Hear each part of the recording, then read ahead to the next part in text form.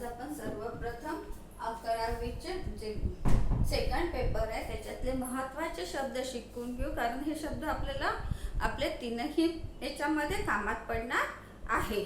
एकदा त्या शब्दांची आपण आता रिव्हिजन करून घेऊया आणि आपल्या 12वीच्या पोर्शनला सुरुवात करूया. ऑलरेडी आपल्याला आज उशीर झालाय थोडंसं पोर्शन सुरू करायला.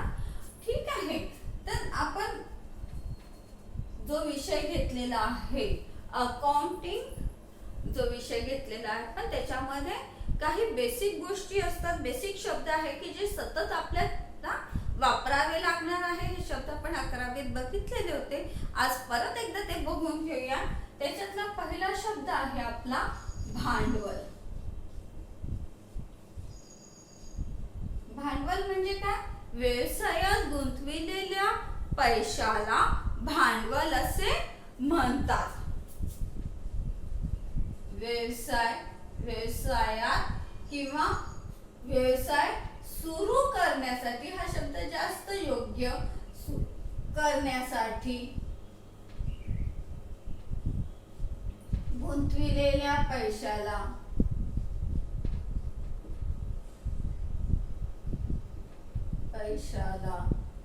भांडवल असे म्हणतात.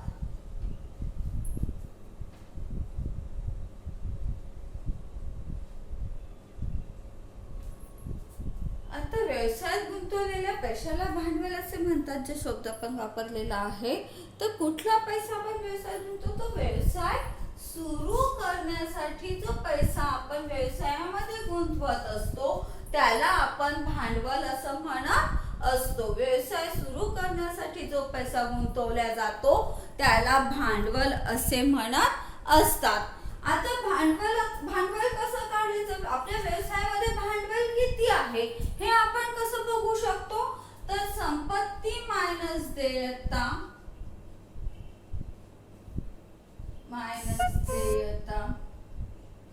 बरोबर भांडवल. आता जसं माझ्या व्यवसायामध्ये 1 लाख रुपये आहेत आणि मला देयता म्हणजे देणे असलेला पैसा समजा 30,000 असेल, तर माझ्या व्यवसायाचं भांडवल किती झालं? 70,000 रुपये झालं.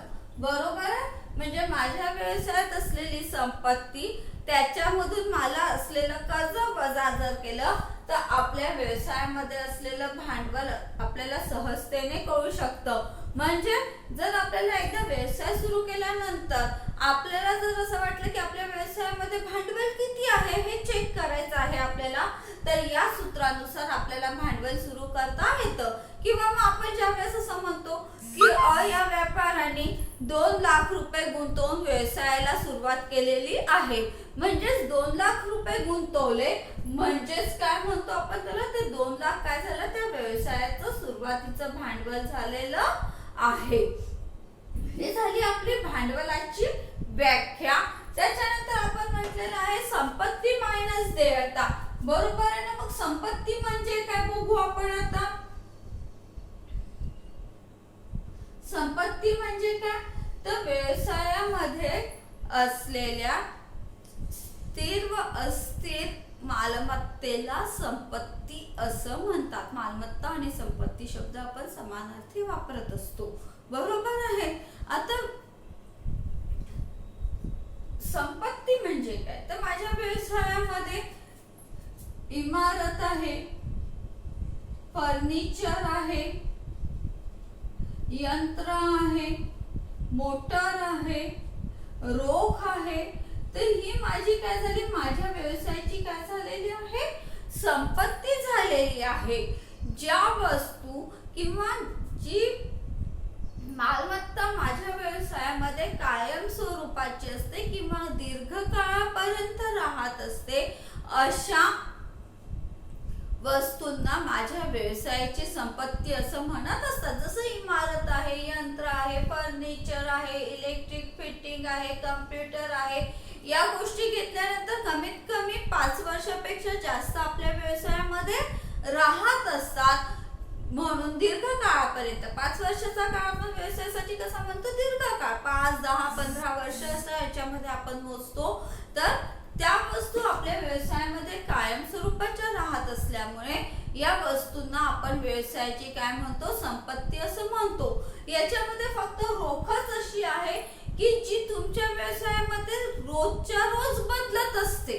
आज माझ्या अकाउंटला 1 लाख असतील तर कदाचित उद्या 2 लाखही असू शकतात किंवा 50,000 सुद्धा असू शकतात. ही राशी जी आहे ही सतत बदलणारी असते, परंतु तरीही पैसा ही काय माझी संपत्ती आहे. याला काय म्हणू आपण, चल संपत्ती म्हणू, की जी सतत जातेच राहते. तर ही जी संपत्ती आहे याला आपण काय म्हणू, स्थिर संपत्ती असं म्हणत असतो. आता संपत्तीचे परत 2 प्रकार पडतात. एक म्हणजे मूर्त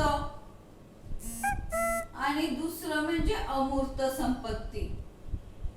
मूर्त म्हणजे दृश्य आणि अमूर्त म्हणजे अदृश्य असं आपण म्हणू शकतो. अदृश्य संपत्ती, दृश्य संपत्ती आणि अदृश्य संपत्ती. अदृश्य हा शब्द नाही ऍक्च्युली, त्याला आपण शब्द काय वापरतो, अमूर्त वापरतो, परंतु तुम्हाला कळावं म्हणून मी अदृश्य हा शब्द वापरलेला आहे, परंतु तसा काही शब्द नाही आपण वापरत. मूर्त आणि अमूर्त संपत्ती. मूर्त संपत्ती म्हणजे काय, जी संपत्ती डोळ्यांनी दिसत असते, जिला आपल्याला स्पर्श करता येतो, अशा सर्व संपत्तीला आपण दृश्य संपत्ती किंवा मूर्त संपत्ती म्हणतो. जसं आपल्याला माहित आहे, ही जी आहे इमारत, फर्निचर, यंत्र, motor, car, electric fitting, computer, जमीन, या सर्व गोष्टी आपल्याला दिसत असतात, त्याला स्पर्श करता येत असतो, म्हणून ही सर्व संपत्ती आपली काय झाली, दृश्य संपत्ती किंवा मूर्त संपत्ती झाली. ही संपत्ती आपल्या व्यवसायामध्ये कायम असते, परंतु याच्याही पेक्षा एक महत्वाची संपत्ती किंवा 2 महत्वाच्या संपत्ती आपल्या व्यवसायामध्ये असतात असं आपण म्हणू शकतो. त्या म्हणजे या महत्वाच्या आहे ती म्हणजे अमूर्त संपत्ती. आता अमूर्त संपत्ती म्हणजे काय, आता जी संपत्ती डोळ्यांनी दिसत नाही, जिला स्पर्श करता येत नाही, परंतु तरीही ज्याची किंमत व्यवसायामध्ये मोठ्या प्रमाणावर असते, अशा संपत्तीला आपण अमूर्त संपत्ती असं म्हणत असतो. मग आता ही अमूर्त संपत्ती कुठली आहे की ज्याला व्हॅल्यू आहे, जी दिसत नाही, ज्याला स्पर्श करता येत नाही, तरीही व्यवसायामध्ये मोठ्या प्रमाणावर ती अस्तित्वात असते, अशी संपत्ती म्हणजे एक म्हणजे त्याच्यामधलं व्यापारी चिन्ह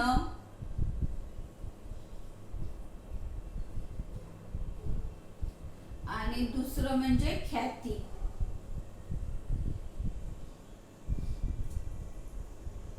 आता सगळ्यात आधी आपण बघूया व्यापारी चिन्ह म्हणजे काय. आपल्याला सगळ्यांना व्यापारी चिन्ह काय आहे हे माहिती आहे, फक्त त्याला व्यापारी चिन्ह म्हणतात असं आपल्याला माहित नाही आहे.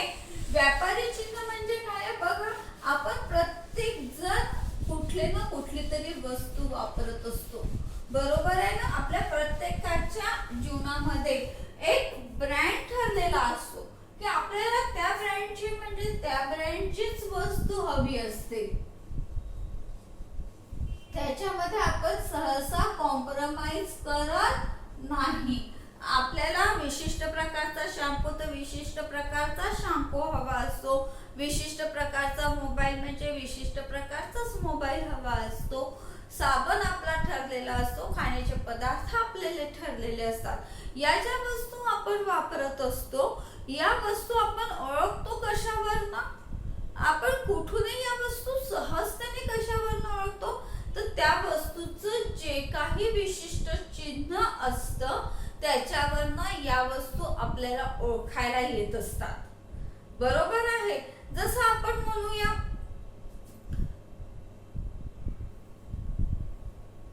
आपण खोबरेल तेल वापरतो केसांना लावायला, बरोबर आहे ना. तर त्याची बॉटल कशी आहे, विशिष्ट आकाराची आहे. आपण न बघता सुद्धा ती पॅराशूटची बॉटल आहे हे सहजतेने आपण ओळखत असतो, बरोबर आहे की नाही. आपण ज्यावेळेस आपण काय म्हणू खाण्याचं तेल वापरतो किंवा आपण एखादी साबू वापरतो, तर आपल्याला असं शोधावं नाही लागत की डव साबण कुठे किंवा आपलं क्लिनिक प्लसचा शॅम्पू कुठे आहे, हे आपण प्रत्येक बॉटल घेऊन बघतो का की हा क्लिनिक प्लस आहे, हा पतंजली आहे, हा दुसरा आहे, असं आपण बघतो का? नाही. आपण कशावर ओळखतो? क्लिनिक प्लस शॅम्पू आहे किंवा हा शॅम्पू, एवढ्या मोठ्या शॅम्पूच्या रॅक मध्ये आपण ॲक्युरेट आपली वस्तू काढून घेतो. कुठलीही असो आपण जे वापरतो ती वस्तू आपण एवढ्या मोठ्या सामानातून बरोबर आपल्याला हव्या असलेल्या कंपनीची वस्तू आपण काढून घेतो. आपण त्याच्यासाठी प्रत्येक बॉटल हातात घेऊन बघत नाही की ही नाही आहे, ही नाही आहे, हा माझा आहे, असं आपण करतो का? नाही. आपण कशावर ओळखतो की ही माझी वस्तू आहे, मला हवी असलेल्या कंपनीची वस्तू ही आहे, हे कशावर ओळखतो? तर त्या कंपनीचा असलेल्या बॉटलचा विशिष्ट आकार, कलर, त्याचं असलेलं विशिष्ट चिन्ह, त्याच्यावर एक सिम्बॉल असतो कंपनीचा, त्याच्यावर आपण सहजतेने ओळखून घेतो की ही आपली वस्तू आहे. डवचा तो पक्षाचं चिन्ह असलं की आपण दुरून ओळखतो, म्हणतो की ही डव साबण आहे, हा डवचा शॅम्पू, आपण सहजतेने ओळखून घेतो कारण त्याच्यावर असलेलं चिन्ह आहे. बरोबर आहे ना? आता समजा असं गृहीत धरा की तुम्ही एखादी वस्तू वापरत आहात आणि त्या वस्तूचा जो आकार आहे रंग आहे आणि त्याचं चिन्ह आहे, कंपनीने अचानक या तीनही गोष्टी बदलून टाकल्या तर काय होईल? आपला विश्वास बसणार नाही. आपण 4 वेळा हातात घेऊन बघू की खरोखरच ही डवची साबण आहे का, याचं चिन्ह कधी बदललेलं आहे, याचं रॅपरचा रंग कधी बदललेला आहे, याचं पॅकिंग कधी बदललेलं आहे, याचा आपण विचार करतो आणि त्यानंतर म्हणतो ही खरंच आहे की नाही माहित नाही पा, मग त्याच्यापेक्षा दुसरी रेप्युटेड कंपनी आपण वापरतो. बरोबर आहे ना? कारण की वर्षानुवर्ष आपल्याला त्या कंपनीच्या त्या लुकची सवय झालेली असते आणि ते बघून आपण त्या याच्यावर विश्वास ठेवत असतो. बरोबर आहे की नाही? म्हणून हे व्यापारी चिन्ह जे आहे त्यांचा जो सिम्बॉल असतो हा त्या कंपनीसाठी अतिशय महत्त्वाचा असतो की ज्यामुळे लोक कुठलाही न विचार करता ती वस्तू सहजतेने खरेदी करत असतात. म्हणून हे जे आपण सिम्बॉल बघून वस्तू खरेदी करत असतो त्याला आपण काय म्हणत असतो?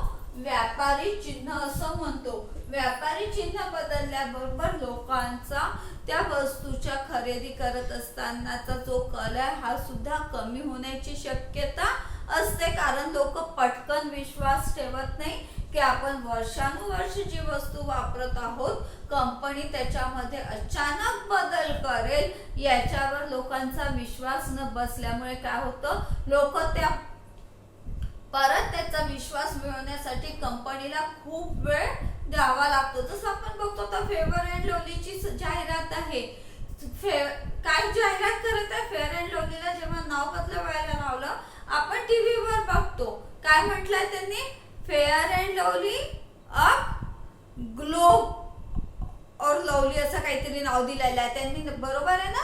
परंतु वापरताना त्यांनी आपलं जुनं नाव कायमच ठेवलेलं आहे की फेअर अँड लवलीचं नवीन नाव हे आहे. लोकांच्या मनामध्ये तो विश्वास बसवण्यासाठी त्यांना अजून वर्षभर तरी ही जाहिरात अशीच पुढे नेणं अत्यंत आवश्यक आहे की हीच ती जुनी वस्तू आहे, फक्त त्याचं नाव बदललेलं आहे. हा विश्वास लोकांच्या मनामध्ये येण्यासाठी अशा प्रकारची जाहिरात त्यांना करावी लागत आहे. हा जो फरक आहे हा कशाचा आहे, लोकांच्या मनामध्ये एक ठाम समजूत असते की मी जी वस्तू वापरत आहे ही अशीच असायला पाहिजे, अशाच रॅपर मध्ये असायला पाहिजे आणि त्याच्यावर लोक विश्वास ठेवत असल्यामुळे व्यापारी चिन्ह ही व्यवसायाची संपत्ती असते. या व्यापारी चिन्हाचं रजिस्ट्रेशन करता येतं, एकदा त्याचं रजिस्ट्रेशन केल्यानंतर दुसऱ्या कोणालाही ही वस्तू वापरता येत नाही. म्हणून व्यापारी चिन्ह ज्यावेळेस एखाद्या व्यवसाय विकल्या जात असतो त्यावेळेस व्यापारी चिन्हाची खरेदी विक्री ही स्वतंत्ररित्या होत असते. कंपनी विकली म्हणून त्याच्यासोबत व्यापारी चिन्ह विकलंच पाहिजे असं कुठेही बंधनकारक नाही आहे. याची खरेदी विक्री त्याच वेळेस होते ज्यावेळेस कंपनीची विक्री होत असते. तोपर्यंत व्यापारी चिन्ह व्यवसायामध्ये कायम स्वरूपामध्ये नाही. ज्यावेळेस कंपनीची खरेदी विक्री होईल त्याच वेळेस एकदाच व्यापारी चिन्ह संपत्ती म्हणून दाखवल्या जात असतं. हे झालं आपलं व्यापारी चिन्ह. दुसरी महत्वाची संपत्ती आहे आपल्या व्यवसायामध्ये ती म्हणजे ख्याती. ही सगळ्यात महत्वाची संपत्ती आहे. ही पण संपत्ती डोळ्याने दिसत नाही, तिला स्पर्श करता येत नाही, परंतु ही व्यवसायामध्ये खूप मोठ्या प्रमाणावर अस्तित्वात असते. आता ख्याती म्हणजे काय तर आपण अगदी म्हणतो ना, आपलं नेहमीसाठी शब्द असतो, इतकं पण क्रेडिट नाहीये का माझं, एवढी पण पत नाहीये का की तुम्हाला 100 रुपयाची वस्तू उधार देणार नाहीये. किंवा आपण सहजतेने म्हणतो अरे जरा आपलं तिथे नाव आहे, माझं नाव सांग आणि ती वस्तू घेऊन ये, तो तुला आरामात देऊन टाकेल. असे शब्द आपण नेहमी वापरत असतो आपल्या जीवनामध्ये कुठे ना कुठे. आता हे माझं नाव आहे, माझी पत आहे, माझं क्रेडिट आहे, म्हणजे काय आहे तर माझी अकाउंटच्या भाषेमध्ये म्हणून माझी ख्याती आहे. आता हे काय आहे, मी म्हणते माझं नाव आहे, पत आहे, क्रेडिट आहे, म्हणजे आपण ते कमावलेलं नाव आहे. बरोबर आहे ना. आपण ज्यावेळेस म्हणतो की त्या विशिष्ट दुकानामध्ये जा आणि माझ्या नावावर तू वस्तू घेऊन टाक, माझ्या क्रेडिटवर घेऊन टाक, आपलं तिथे नाव आहे, आपली तिथे ओळख आहे, नुसतं नाव घेतलं तरी ती व्यक्ती माझं नाव घेतलं तरीही ती व्यक्ती तुला ते देऊन टाकणार आहे. असे शब्द ज्यावेळेस आपण वापरतो याचाच अर्थ काय आहे की त्या ठिकाणी आपण एक विश्वास संपादित केलेला आहे.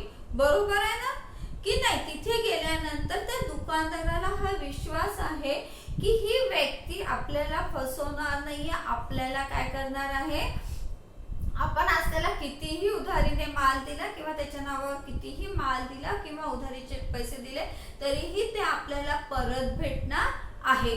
आता हा जो विश्वास एखाद्या व्यक्तीने कमावलेला असतो तसाच विश्वास व्यवसायामध्ये कंपनी कमवत असते. बरोबर आहे ना. आता कंपनीने हा जो विश्वास कमावलेला असतो त्याला आपण ख्याती असं म्हणत असतो. बघा आता आपण प्रत्येक जण, मगाशी जसं मी व्यापारी चिन्ह म्हटलं की आपण प्रत्येक जण कुठल्या ना कुठल्या तरी कंपनीची वस्तू वापरत असतो. बरोबर आहे ना. मग आपल्याला कोणाला सॅमसंगचा मोबाईल आवडेल, कोणाला जिओचा आवडेल, कोणाला नोकियाचा आवडेल, कोणाला एमआयचा आवडेल.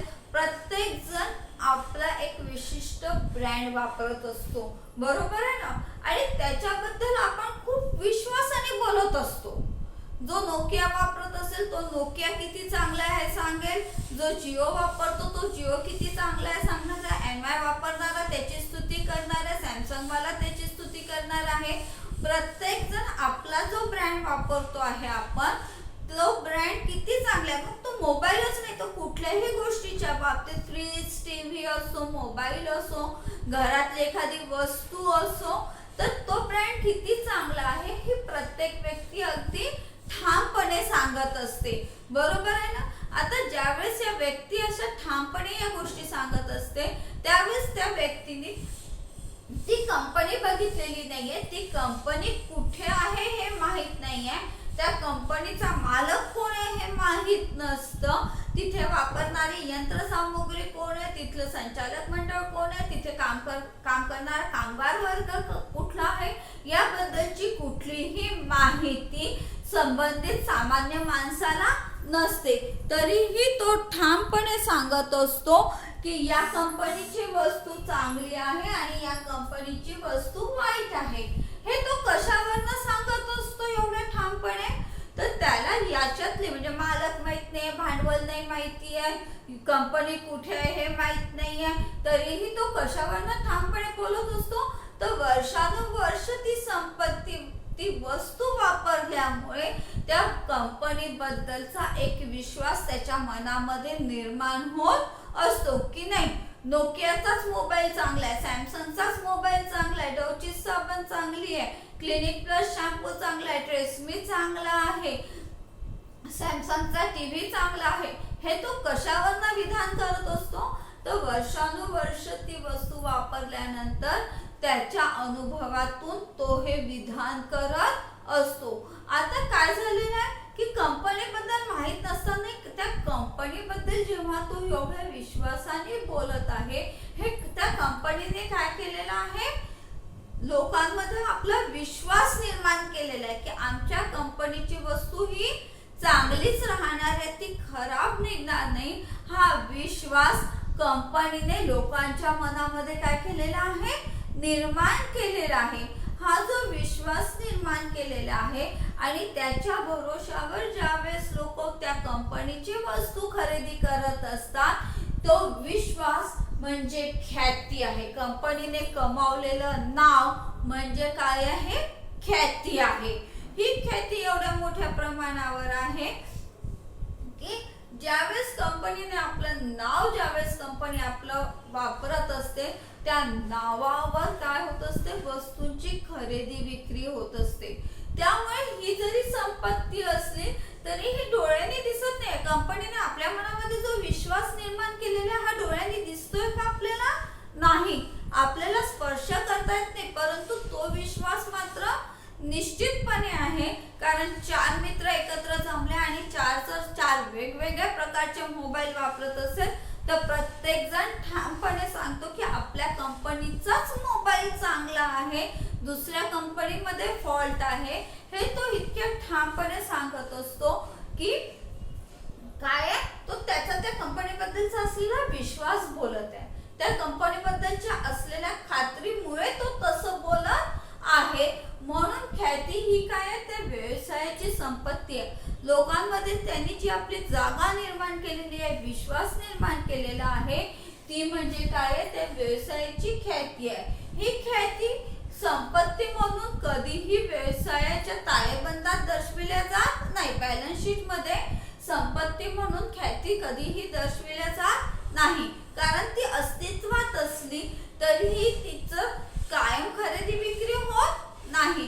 परंतु ज्यावेळेस एखाद्या कंपनीची विक्री केल्या जात असते त्यावेळेस मात्र ख्याती संपत्ती म्हणून दर्शविल्या जात असते.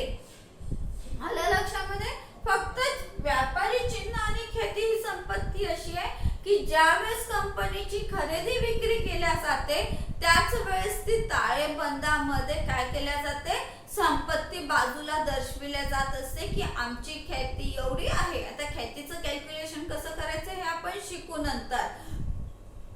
परंतु ख्याती म्हणजे काय लक्षात आलं, ही फक्त त्याच वेळेस दाखवल्या जाते आणि ख्यातीचं वैशिष्ट्य असं आहे, अमूर्त संपत्ती असल्यामुळे ही नेहमी दाखवता येत नाही. म्हणजे समजा मी आज एखादी कंपनी खरेदी केलेली असेल, समजा मी सॅमसंगची कंपनी खरेदी केली आणि त्याची मी ख्याती 1 कोटी रुपयाला खरेदी केलेली आहे, तर हे 1 कोटी रुपयाला मी ख्याती खरेदी केली म्हणून 1 कोटी रुपयाची ख्याती मला नेहमी दाखवता येणार नाही, नेहमी नाही दाखवता येणार. तर दरवर्षी मला त्याचं काही ना काहीतरी अपलेखन करत ती काय करावं लागणार आहे, शून्यावर आणावी लागणार आहे. बरोबर आहे?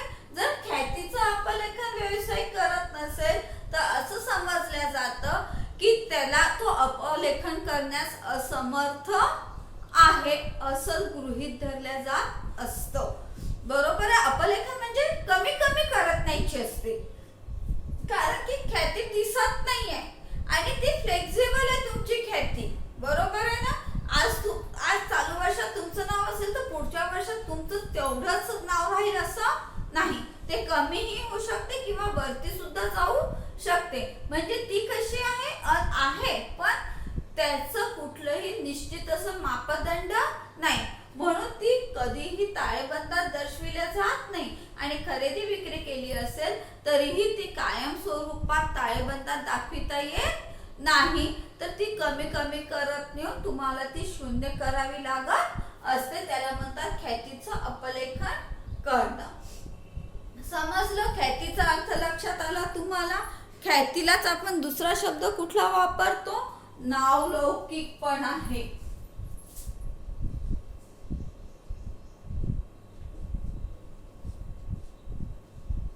ख्यातीलाच आपण एक शब्द काय वापरतो, नावलौकिक असा शब्द सुद्धा वापरत असतो. बघा आज आपण काय शिकलो, भांडवल शिकलो, संपत्ती शिकलो, संपत्तीचे विविध प्रकार शिकलो. त्यानंतरचा शब्द आहे आपला, त्याच्यानंतरचा शब्द आपण बघून घेऊया तिसरा, देयता.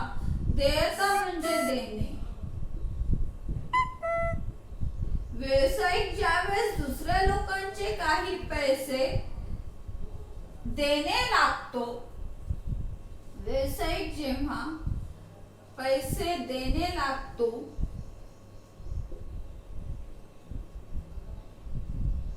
तेव्हा त्याला देयता म्हणतात.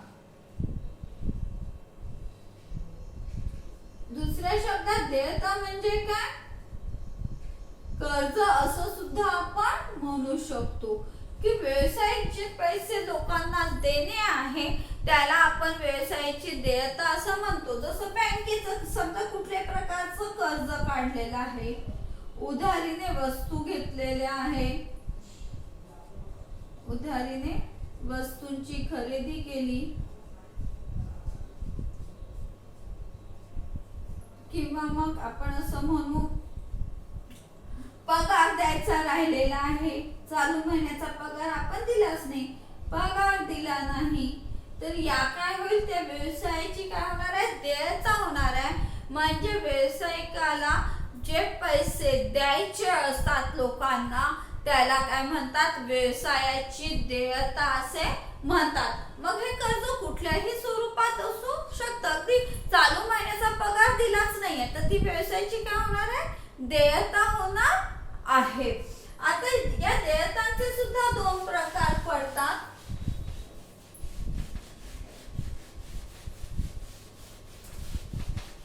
चल देयता आणि स्थिर देयता. एक म्हणजे स्थिर देयता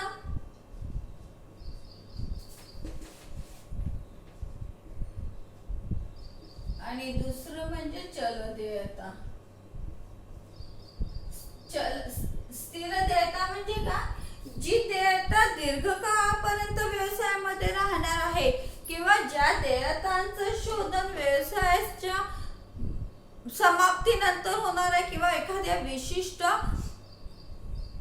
प्रोजेक्ट नंतर ज्याचं शोधन करायचं आहे अशा देयतांना दीर्घ कालावधीनंतर ज्याचं शोधन करायचं आहे अशा देयतांना आपण स्थिर देयता असं म्हणत असतो. उदाहरणार्थ भांडवल.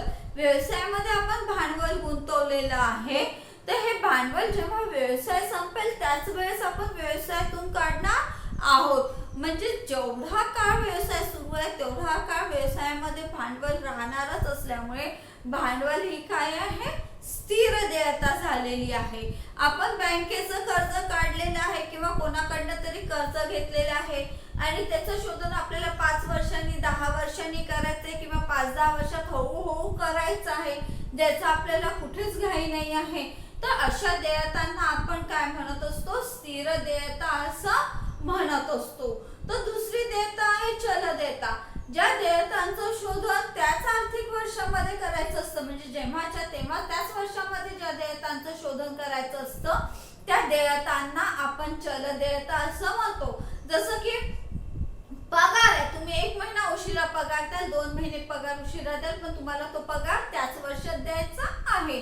म्हणून पगार ही काय होईल? समजा न दिलेला पगार तुमची चल देयता होईल. तुम्ही उधारीने वस्तू खरेदी केलेल्या असेल तर 2 महिन्यासाठी खरेदी केलेली असेल, 3 महिन्याची मुदत असेल तरीही 2 ते 3 महिन्यात तुम्हाला उधारीच्या वस्तूचं काय करायचं? शोधन करायचंच आहे. तर ही तुमची कुठली देयता झाली? मग चल देयता झालेली आहे. म्हणजे ज्या देयतांचं शोधन चालू आर्थिक वर्षामध्ये करायचं आहे त्या देयतांना आपण चल देयता असं म्हणतो. तर ज्या देयतांचं शोधन दीर्घ कालावधीनंतर करायचं आहे त्यांना आपण स्थिर देयता असं म्हणतो. चला, हा व्हिडिओ तुम्हाला बघायचा आहे 12वीच्या विद्यार्थ्यांनो आणि मला सांगा समजलं की नाही. ठीक आहे, खूप दिवसानंतर घेतलं म्हणून आज आपण इथेच थांबू.